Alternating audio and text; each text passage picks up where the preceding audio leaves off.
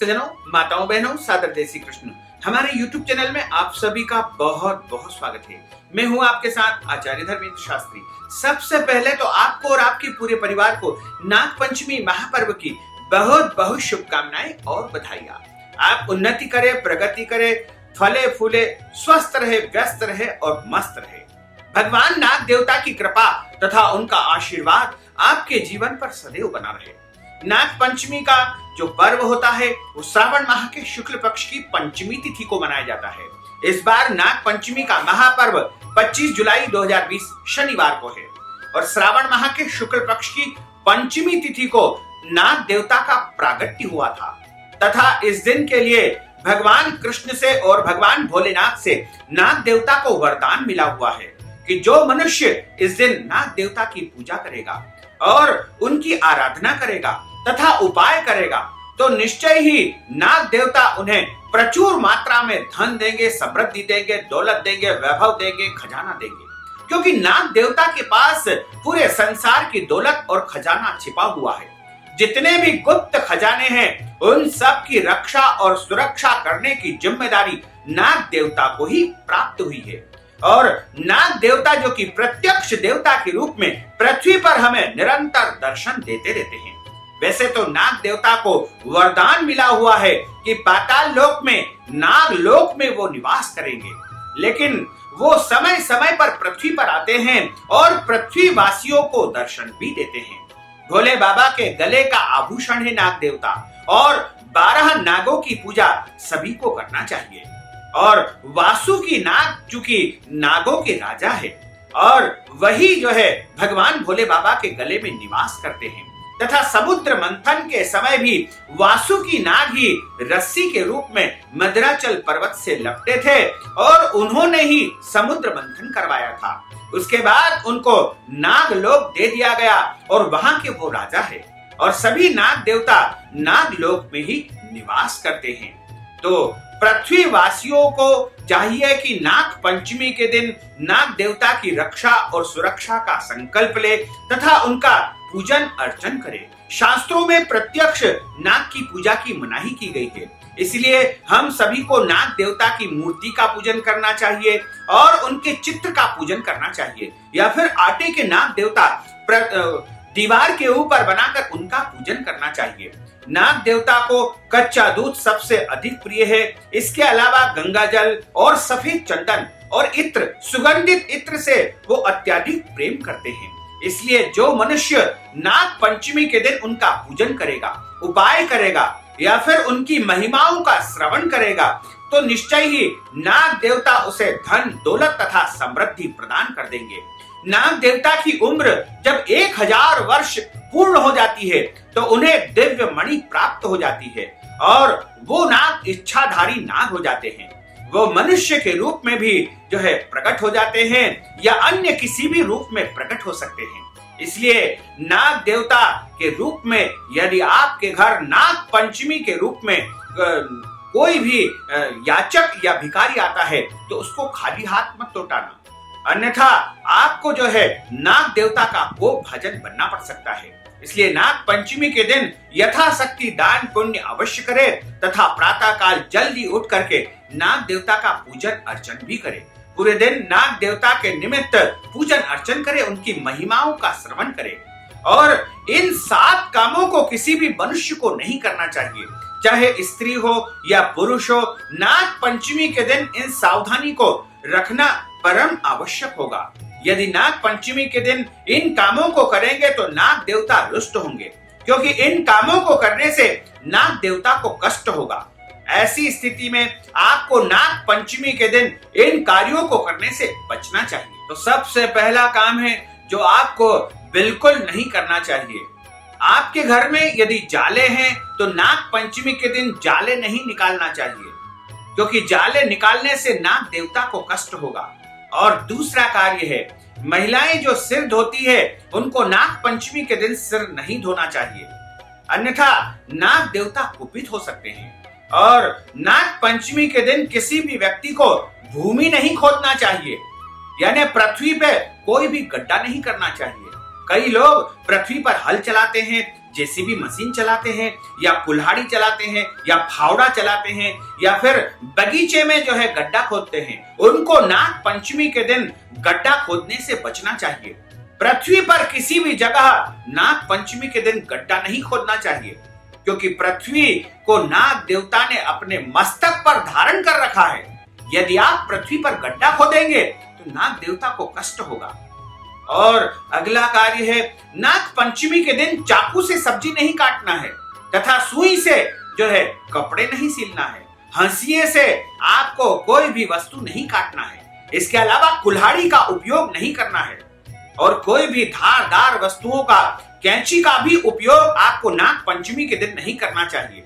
एक दिन पहले ही आप सारी वस्तुओं का उपयोग कर ले और नाग पंचमी 25 जुलाई के दिन किसी भी व्यक्ति को धारदार वस्तुओं का बिल्कुल उपयोग नहीं करना है, क्योंकि धारदार वस्तुओं का उपयोग करने से नाग देवता को कष्ट होता है और जब नाग देवता को कष्ट होगा तो वो कुपित हो जाएंगे।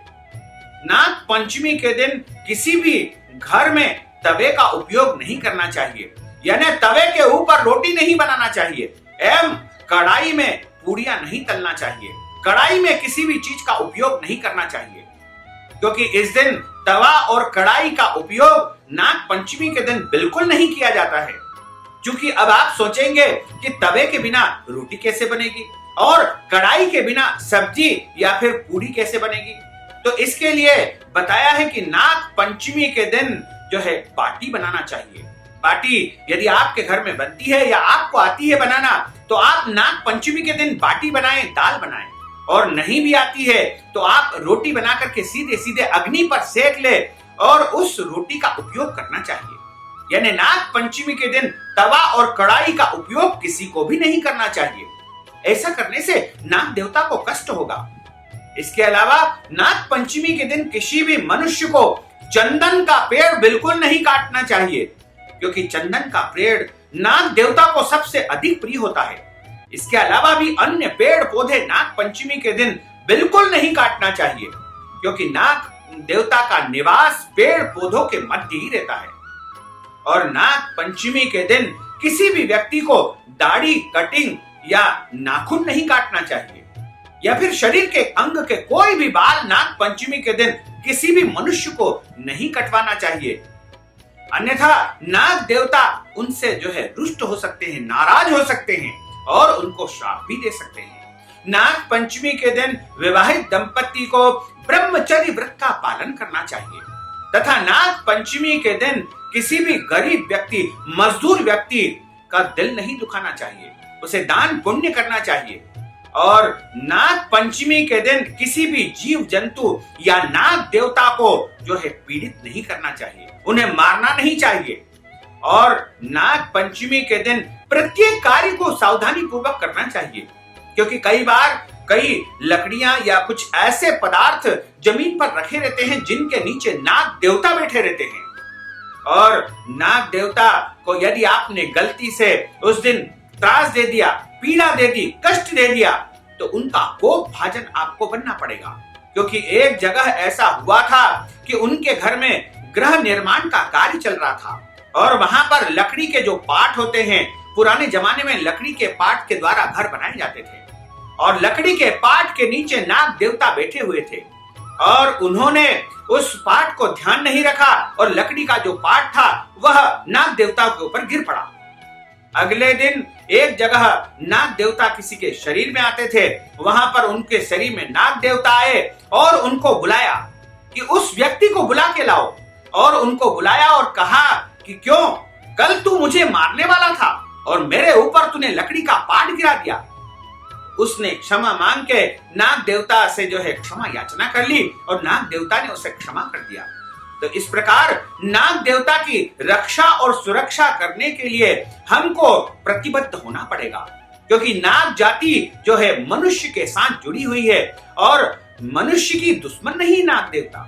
नाग देवता तो मनुष्य के परम मित्र है, लेकिन कभी कभी क्या होता है कि हम अनजाने में उनके ऊपर पांव रख देते हैं, उनको पता नहीं होता है कि हमारे ऊपर पांव रख दिया, या फिर हम उनको किसी भी तरह से जो है मारने का प्रयास करते हैं, उनको पीड़ित करने का प्रयास करते हैं। ऐसे में नाग देवता हमसे कुपित हो सकते हैं और यदि आप नाग को मारोगे तो नाग के जो आंखें होती है उनमें एक विशेष शक्ति रहती है।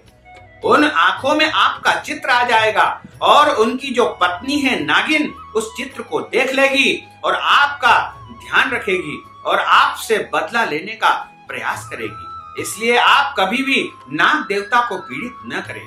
यदि आपके सपने में बारंबार नाग देवता आपको दिखाई देते हैं तो आप तुरंत जाकर के प्रातः काल उठ करके और नाग देवता का पूजन करें और नाग देवता के निमित्त आपको भोजन सामग्री का दान भी करना चाहिए।